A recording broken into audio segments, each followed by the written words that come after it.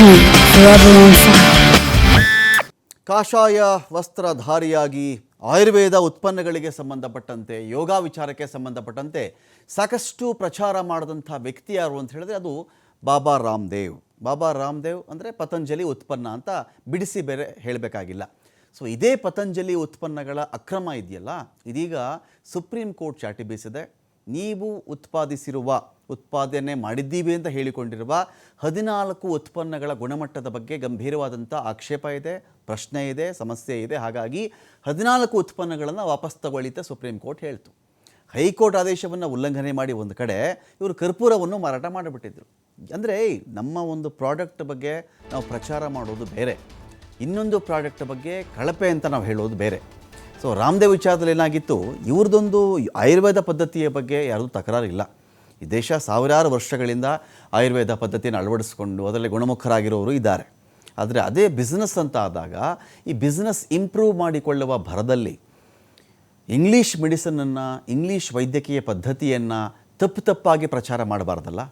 Covid ಟೈಮಲ್ಲಿ English medicine ತೊಗೊಂಡು ಸತ್ತೋಗ್ತಾ ಇದ್ದಾರೆ, ಡಾಕ್ಟ್ರುಗಳೇ ಉಳಿತಾ ಇಲ್ಲ, ನನ್ನ ಪ್ರಾಡಕ್ಟ್ ತೊಗೊಳ್ಳಿ ನೀವು, ಕೊರೋನಿಲ್ ಇದು ಅದ್ಭುತ, ಇದು 7 ದಿನಗಳಲ್ಲಿ ಸೋಂಕು ನಿವಾರಣೆ ಮಾಡಿಬಿಡುತ್ತೆ ಅಂತ ಹೇಳಿಕೊಂಡು ಬಂದಂಥ ವ್ಯಕ್ತಿ ಇವತ್ತು ಛೀಮಾರಿಗೆ ಒಳಗಾಗ್ತಾ ಇದ್ದಾರೆ ಸುಪ್ರೀಂ ಕೋರ್ಟ್ನ ಮುಂದೆ. ಕಾಷಾಯ ವಸ್ತ್ರ ಹಾಕ್ಕೊಂಡು ಏನು ಬೇಕಾದರೂ ಮಾಡಬಹುದಾ ನಾವು? ಒಂಥರ ಅವೆಲ್ಲ ಶೀಲ್ಡ್, ಒಂಥರ ಅವೆಲ್ಲ ಇದ್ರ ಥರ ಗುರಾಣಿ ಥರ ಅದನ್ನ ಇಟ್ಕೊಂಡ್ಬಿಟ್ಟು ಏನು ಮಾಡಿದ್ರು ನಮ್ಮನ್ನು ಕೇಳೋರಿಲ್ಲ. ಅಯ್ಯೋ ಅವರು ಸಾಧು ಸಂತರು, ಪಾಪ ಅವ್ರಿಗೇನು ಹೆಂಡ್ತಿನ ಮಕ್ಕಳ, ಏನಪ್ಪ ಅವ್ರಿಗೆ ಪಾಪ ಏನಿದ್ದಾರೆ ಅವ್ರಿಗೆ. ಇದು ಒಂದು ಪರ್ಸೆಪ್ಷನ್ ಇದು ಜಗತ್ತಲ್ಲಿ. ಈ ಥರದೊಂದು ಏನೋ ಒಂದು ಕಾವಿ ಧರಿಸಿದ ಮಾತ್ರಕ್ಕೇ ಒಂಥರ ಶೀಲ್ಡ್ ಅವ್ರಿಗೆ, ಒಂದು ಇಮ್ಯೂನ್ ಪವರ್ ಬಂದ್ಬಿಡುತ್ತೆ ಅವ್ರಿಗೆ, ಅತೀಂದ್ರಿಯ ಶಕ್ತಿ ಅವ್ರ ಒಳಗಡೆ ಆವಾಹನೆ ಆಗಿಬಿಡುತ್ತೆ. ಬಾಯಿಗೆ ಬಂದಿದ್ದೇ ಮಾತಾಡೋದು, ಬಾಯಿಗೆ ಬಂದಿದ್ದೇ ಅದು ಸರಿ, ನನ್ನ ಪ್ರಾಡಕ್ಟ್ ತೊಗೊಳ್ಳಿ ಅಂತ ನೀವು ಡಿಮ್ಯಾಂಡ್ ಮಾಡಿ ಕೇಳ್ಕೊಳ್ಳಿ. ಇನ್ನೊಂದು ಪ್ರಾಡಕ್ಟ್ ಸರಿಯೇ ಇಲ್ಲ, ಸತ್ತೇ ಹೋಗ್ತಿರೋದು ಹೇಳಿದಾಗ ಭಾರತೀಯ ವೈದ್ಯ ಸಂಸ್ಥೆಗೆ ಸಿಟ್ಟು ಬಂತು. ಏನಿದು ಈ ವ್ಯಕ್ತಿ ಮಾತಾಡ್ತಾ ಇರೋದು? ಇದೇ ವ್ಯಕ್ತಿ ನಿಮಗೆ ಗೊತ್ತಿರಲಿ, ಅಡ್ಮಿಟ್ ಆಗಿದ್ದು ICUಗೇನೆ. ಹುಷಾರಿಲ್ದಿದ್ದಾಗ ಅಡ್ಮಿಟ್ ಆಗಿದ್ರು ತಾನೇ ಇವರು ಆಯುರ್ವೇದದಲ್ಲಿ ಯಾಕೆ ತೊಗೊಳ್ಳಿಲ್ಲ? ಹಾಗಾದರೆ ಆ ಪ್ರಶ್ನೆ ಅವ್ರಿಗೂ ಇರುತ್ತೆ, ಅವಕಾಶಗಳು. ನಿಮ್ಮ ಪದ್ಧತಿಯ ಬಗ್ಗೆ ಅದನುಸರಿಸಿದವ್ರಿಗೆ ಅದು ಗುಣಮುಖರಾದರೆ ಸಂತೋಷ. ಆದರೆ ಈ ಭರದಲ್ಲಿ ಹೇಳಬಾರ್ದೆಲ್ಲ ಹೇಳಿದಾಗ ಸುಪ್ರೀಂ ಕೋರ್ಟ್ ನೋಡ್ಕೊಂಡು ಸುಮ್ಮನೆ ಕೂತ್ಕೊಳ್ಳಲ್ಲ. 2017-18 ಸಮಯದಲ್ಲೇ RTIನಲ್ಲೇ ಇವರು ಹೇಳುವಂಥ ಔಷಧಿಗಳಿಗೆ ಸಂಬಂಧಪಟ್ಟಂತೆ, ಉತ್ಪನ್ನಗಳಿಗೆ ಸಂಬಂಧಪಟ್ಟಂತೆ ಗಂಭೀರವಾದಂಥ ಪ್ರಶ್ನೆ ಎದ್ದಿತ್ತು. ಅದಕ್ಕಿಂತ ಅದಾದ ಮೇಲೆ TV5 ಕನ್ನಡ ಮೊಟ್ಟ ಮೊದಲ ಬಾರಿಗೆ ಪತಂಜಲಿ ಜೇನುತುಪ್ಪ ಕಳಪೆ, ಪತಂಜಲಿ ಜೇನುತುಪ್ಪ ಕಲಬೆರಕೆಯಿಂದ ಕೂಡಿದೆ ಅಂತ ಇಡೀ ದೇಶದಲ್ಲಿ ಹೇಳಿದ ಮೊಟ್ಟ ಮೊದಲ ವಾಹಿನಿ TV5 ಕನ್ನಡ. ಏನಾಗಿತ್ತು? ಚೀನಾದ ಬೀಟ್ರೋಟ್ ಸಿರಪ್ಪು, ರೈಸ್ ಸಿರಪ್ಪನ್ನು ತರಿಸ್ಕೊಂಡು ಜೇನಲ್ಲಿ, ಪತಂಜಲಿ ಜೇನಲ್ಲಿ ಮಿಕ್ಸ್ ಮಾಡಿ ಇಡೀ ದೇಶಕ್ಕೆ ಹಂಚಿದ್ದ ವ್ಯಕ್ತಿ ಇವರು, ಈ ಸನ್ಮಾನ್ಯ ಸೋಕಾಲ್ಡರ್ ರಾಮದೇವ್. ಈ ಮನುಷ್ಯ ಇಡೀ ದೇಶಕ್ಕೆ ಹಂಚಿದ್ದು ಪತಂಜಲಿ ಜೇನುತುಪ್ಪ ತಗೊಳ್ಳಿ ಅಂತ. ನೋಡಿದ್ರೆ ಅದೊಂದು ಕಲಬೆರಕೆ ಜೇನುತುಪ್ಪ ಆಗಿತ್ತು. ಎಂಥ ವಿಷಯ ಅಡಗಿತಲ್ಲಿ ಅಂತ ಹೇಳಿದ್ರೆ, ಚೀನಾದಿಂದ ಬರತಕ್ಕಂತಹ ಈ ಒಂದು ಬೀಟ್ರೋಟ್ ಸಿರಪ್ಪು ಅಥವಾ ರೈಸ್ ಸಿರಪ್ಪನ್ನು ಈ ಜೇನಲ್ಲಿ ಮಿಕ್ಸ್ ಮಾಡಿದ್ರೆ ಗೊತ್ತೇ ಆಗಲ್ಲ. ಭಾರತದಲ್ಲಿರ್ತಕ್ಕಂಥ ಯಾವುದೇ ಲ್ಯಾಬಲ್ಲಿ ಟೆಸ್ಟ್ಗೆ ಕೊಟ್ಟರೂ ಕೂಡ ಆ ಜೇನುತುಪ್ಪ ಸರಿ ಇದೆ ಅಂತಲೇ ವರದಿ ಬರೋದು.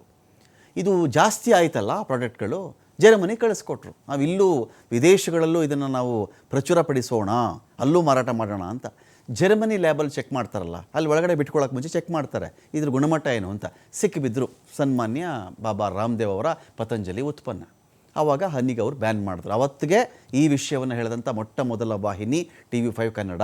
ಈಗೇನು ಬಂದಿದೆ ಅಂತ ಹೇಳಿದ್ರೆ, 14 ಉತ್ಪನ್ನಗಳು ಈ ಮನುಷ್ಯ ತಯಾರು ಮಾಡಿರುವಂಥವು ಸರಿ ಇಲ್ಲ, ಇದು ಮೊದಲು ಇದನ್ನು ನಿಮ್ಮ ಮಾರಾಟದಿಂದ ಹಿಂದಕ್ಕೆ ಪಡ್ಕೊಳ್ಳಿ ಅಂಥೇಳಿ ಸುಪ್ರೀಂ ಕೋರ್ಟ್ ಇವರಿಗೆ ಚಾಟಿ ಬೀಸ್ತು.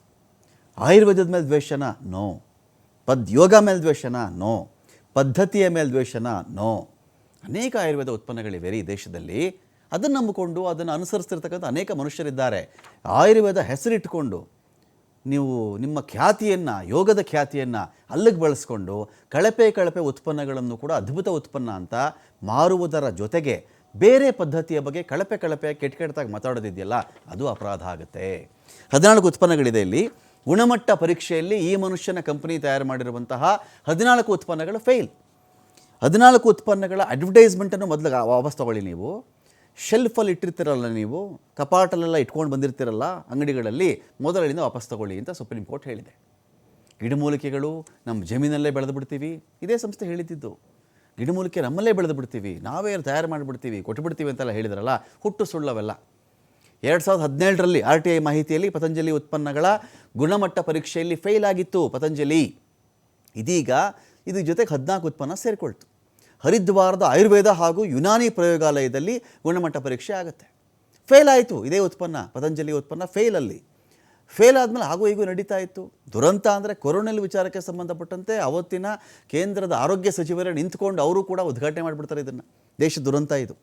ನಿಂತಿದ್ದೆ, ಪ್ರಚಾರ ಮಾಡಿದ್ದೆ, ಇದು ತೊಗೊಂಬಿಟ್ರೆ ಸಾಕು, ಒಂದು ವಾರದಲ್ಲೇ ಕೋವಿಡ್ ಹೋಗ್ಬಿಡುತ್ತೆ ಅಂತ. ಆಮೇಲೆ ಹೇಳ್ತಾರೆ ಇಲ್ಲ ಕೋವಿಡ್ ಬರದಂತೆ ತಡೆಯಬಹುದೇನೋ ಅಂತ ನಾವು ಹೇಳಿದ್ದು, ಕೋವಿಡ್ ಹೋಗ್ಬಿಡುತ್ತೆ ಅಂತ ಹೇಳಲಿಲ್ಲ ಅಂತ. ಆಮೇಲೆ ಅದಕ್ಕೊಂದು ಸುಮಾರು 58 ನ್ಯೂಸ್ ಪೇಪರಲ್ಲಿ ನೀವು ದೊಡ್ಡದಾಗಿ ಅಡ್ವರ್ಟೈಸ್ಮೆಂಟ್ ಕೊಡಬೇಕು, ಕ್ಷಮೆ ಕೇಳಬೇಕು ಅಂತ ಹೇಳಿತ್ತು ಸುಪ್ರೀಂ ಕೋರ್ಟ್.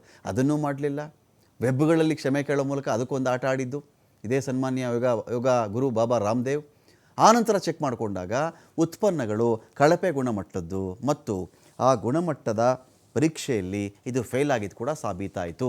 ಗಿಡಮೂಲಿಕೆ ಬೆಳಿತೀವಿ ಎಲ್ಲ ಕಥೆ ಹೇಳಿದ್ರು ಇವರು. ಟ್ರೇಡ್ ಮಾರ್ಕ್ ಉಲ್ಲಂಘನೆ ಈ ವಿಚಾರದಲ್ಲಿಯೂ ಕೂಡ ಪತಂಜಲಿ ಉತ್ಪನ್ನಗಳು ಫೇಲ್ ಆಗ್ತವೆ. ಮುಂಬೈ ಹೈಕೋರ್ಟ್ ಆದೇಶವನ್ನು ಧಿಕ್ಕರಿಸಿದ್ರಲ್ಲ, 50 ಲಕ್ಷ ಫೈನ್ ಹಾಕಿದ್ರು. ಠೇವಣಿ ಇಡಬೇಕು ನೀವು 50 ಲಕ್ಷ ಅಂತ.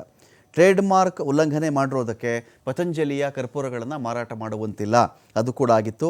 ಆ ನಂತರ ಕೂಡ ಇವ್ರು ಮಾಡಿದರು. ನೆಕ್ಸ್ಟ್ ಚೆಕ್ ಮಾಡ್ಕೊಂಡಾಗ ನಮಗೆ ಇಲ್ಲೇನಿದೆ ಅಂತ ಹೇಳಿದ್ರೆ ನೋಡಿ, ಪತಂಜಲಿ ಯಾವ್ಯಾವ ಹಂತದಲ್ಲಿ ಒಂದು ಮೋಸ ಮಾಡ್ಕೊಂಡು ಬಂದಿದೆ ಈ ಕಂಪನಿ ಅಂತ. ಜನಕ್ರಿ ನಂಬಿಕೆಗಿದು. ಕಾವಿ ಹಾಕ್ಕೊಂಡು ಏನಾದರೂ ಹೇಳಿದ್ರೆ ಈ ದೇಶ ನಂಬುತ್ತೀರಿ. ಕಾವಿ ಬಟ್ಟೆ ಹಾಕ್ಕೊಂಡ್ರೆ ಸಾಕು, ಒಂದು ಗೌರವ, ಒಂದು ಪೂಜ್ಯನೀಯ ಭಾವ. ಅದನ್ನು ವ್ಯಾಪಾರಕ್ಕೆ ಇಟ್ಕೊಂಡ್ಬಿಟ್ರೆ ನೀವು, ನಂಬಿಕೆನೇ ವ್ಯಾಪಾರ ಆಗಬಾರ್ದಲ್ಲ. ಜನಗಳ ನಂಬೋದು ತಪ್ಪೇನ್ರಿ? ಏನೋ ಒಬ್ಬರು ಯಾರೋ ಬ್ರಹ್ಮಚಾರಿ ಅಂದರೆ ಒಂದು ನಂಬಿಕೆ ಈ ದೇಶದಲ್ಲಿ, ಹೆಂಡತಿ ಮಕ್ಕಳಿಲ್ಲ ಅಂದ್ರೇ ಒಂದು ನಂಬಿಕೆ. ಹಾಗಿದ್ರೆ ಮದುವೆ ಅನ್ನೋದು ಅಪರಾಧ ಆಗಬೇಕಾಗಿತ್ತಲ್ಲ ಈ ದೇಶದಲ್ಲಿ. ಹೆಂಡತಿ ಮಕ್ಕಳು ಇಲ್ಲ ಅಂದರೆ ಒಂದು ದೊಡ್ಡ ನಂಬಿಕೆ, ಮದುವೆ ಆಗಿಬಿಟ್ರೆ ಆ ನಂಬಿಕೆ ಅರ್ಧ ಕೊಟ್ಟೋಗುತ್ತೆ. ಯಾರಾದರೂ ಹೆಂಡತಿ ಮಕ್ಕಳಿಲ್ಲ, ಮದುವೆ ಆಗಿಲ್ಲ ಅಂದರೆ ಸರ್ವಸಂಗ ಪರಿತ್ಯಾಗಿಗಳಪ್ಪ, ಯಾರಿಗೋಸ್ಕರ ಹಣ ಮಾಡ್ತಾರಪ್ಪ ಅಂತ ಲಾಜಿಕ್, ತರ್ಕ. ಯಾರಿಗೋಸ್ಕರ ಹಣ ಮಾಡ್ಕೊಳ್ತಾರೆ? ಪಾಪ ಅವ್ರಿಗೇನು ಹೆಂಡ್ತಿನ, ಮಕ್ಕಳ, ಮೊಮ್ಮಕ್ಕಳ, ಯಾರಿಗಾಸ್ತಿ ಮಾಡ್ತಾರೆ ಅಂತ. ಇದನ್ನು ಇಟ್ಕೊಂಡು ನೀವು ಅಡ್ವಾಂಟೇಜ್ ಮಾಡಿಕೊಂಡು ತಮ್ಮನ್ನು, ಅಣ್ಣನ, ತಂಗಿನ ಎಲ್ಲ ತೊಗೊಂಡು ನೀವೆಲ್ಲ ಇದು ಬಿಸ್ನೆಸ್ ಮಾಡ್ಕೊಂಡು ಕೂತ್ಕೊಂಡ್ಬಿಟ್ರೆ ಸರಿ. ಮಾಡಿ, ಒಳ್ಳೇದು ಮಾಡಿ. 1000 ಪ್ರಾಡಕ್ಟ್ ಬೇಡ, 10 ಕೊಟ್ಟರು ಕೂಡ ನೆಟ್ಟಿಗಿರೋದು ಕೊಡಿ ಅಂತ. ಅದು ಆಗಿದೆ ಇಲ್ಲಿ ನೋಡಿ. RTI ಮಾಹಿತಿಯಲ್ಲೂ ಕೂಡ ಸಿಕ್ಕಿದೆ ಇದು. ಹರಿದ್ವಾರದ ಆಯುರ್ವೇದ ಹಾಗೂ ಯುನಾನಿ ಪ್ರಯೋಗಾಲಯದಲ್ಲಿ ಗುಣಮಟ್ಟ ಪರೀಕ್ಷೆ ಆಗುತ್ತೆ. ಆ ಪರೀಕ್ಷೆಯಲ್ಲಿ ಫೇಲ್. 2023-24ನೇ ಆರ್ಥಿಕ ವರ್ಷದಲ್ಲಿ ಪತಂಜಲಿಗೆ 31,721 ಕೋಟಿ ವರಮಾನ ರೀ. ನಂಬುತ್ತಾರೆ ಜನ ಅನ್ನೋದಕ್ಕೆ ಇದು ಸಾಕ್ಷಿ. ಇದು ಆಹಾರ ವಲಯದಿಂದನೇ ಮಾತ್ರ 9,643 ಕೋಟಿ ಲಾಭ ಇವರಿಗೆ. ಬರೀ ಫುಡ್ಡು, ಔಷಧಿ ಬೇರೆ, ಆಹಾರ. ಇವರು ಟೂತ್ಪೇಸ್ಟು ಮಾರ್ಬಿಟ್ರು ಇವರು, ನಿಜ ತಾನೇ? ಟೂತ್ಪೇಸ್ಟು ಆಯಿತು, ಅಡುಗೆ ಎಣ್ಣೆ ಆಯಿತು, ಎಲ್ಲದರಲ್ಲೂ ಬಂದ್ರಲ್ಲ. ಜಾಹೀರಾತು ಗಳಿಸಲು ಪತಂಜಲಿ 0.34% ಅಷ್ಟು ವಿನಿಯೋಗವನ್ನು ಮಾಡ್ತಾರೆ ಇವರು ಅಡ್ವರ್ಟೈಸ್ಮೆಂಟ್ಗೆ. ಸಾವಿರಾರು ಕೋಟಿಯಲ್ಲಿ ಅಷ್ಟು ವಿನಿಯೋಗ ಮಾಡ್ತಾರೆ ಇವರು ಅಂತ. ಪತಂಜಲಿ CEO ಆಚಾರ್ಯ ಬಾಲಕೃಷ್ಣಗೆ ಶ್ರೀಮಂತರ ಪಟ್ಟಿಯಲ್ಲಿ ಸ್ಥಾನ ಇದೆ. ಹೊಟ್ಟೆ ಉರಿ ಇಲ್ಲ. ಅಯ್ಯೋ ಯಾರೋ ಪ್ರಾಡಕ್ಟ್ ಮಾರ್ಕೊಂಡು ಅವ್ರು ಚೆನ್ನಾಗಿ ಅಭಿವೃದ್ಧಿ ಆದರೆ ಅವ್ರ ಶ್ರಮ ಇರುತ್ತೆ ಅದರಲ್ಲಿ, ನಾವು ಅಲ್ಲಗಳಿಯಲ್ಲ ಅದನ್ನು. ಅವನು ಶ್ರಮ ಇರುತ್ತೆ, ನಾಲೆಡ್ಜು ಈ ವಿನಿಯೋಗ ಆಗಿರುತ್ತೆ, ಬೌದ್ಧಿಕ ಆಸ್ತಿ ಇರುತ್ತೆ ಅದರಲ್ಲಿ.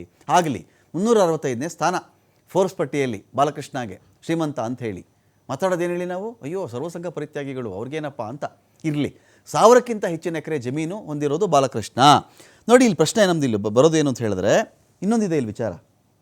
ಹೇಗೆ ಸರ್ಕಾರಗಳೇ ಅಥವಾ ಈ ಒಂದು ವಿಚಾರದಲ್ಲಿ ನೋಡಿ, ಒಬ್ಬ ಮನುಷ್ಯ, ಒಬ್ಬ ರೈತ ₹1 ಲೋನ್ ತೊಗೊಂಡು ಆ ಲೋನ್ ₹1 ಕಟ್ಟಿಲ್ಲ ವಾಪಸ್ಸು ಅಂತ ಹೇಳಿದ್ರೆ ಮನೆ ಮುಂದೆ ಬಂದುಬಿಡ್ತಾರೆ.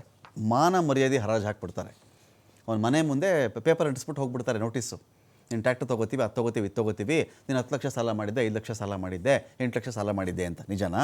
ಇವ್ರ ಕತೆ ಹೇಳ್ತೀನಿ ನೋಡಿ. ಈಗ ರುಚಿ ಸೋಯಾ ಅಂತ ಒಂದು ಕಂಪ್ನಿ ರೀ. ಇದು ಬಹಳ ಇಂಟ್ರೆಸ್ಟಿಂಗ್ ವಿಷಯ. ಇದು ಗಮನ ಇಟ್ಟು ಕೇಳಿಸ್ಕೊಳ್ಳಿ. ಇದನ್ನು ಯಾವ ರೀತಿಯಲ್ಲಿ ಈ ದೇಶದಲ್ಲಿ ತಾರತಮ್ಯ ನಡೆಯುತ್ತೆ ಅನ್ನೋಕ್ಕೆ ಒಂದು ಉದಾಹರಣೆ ಅಷ್ಟೇ ಇದು.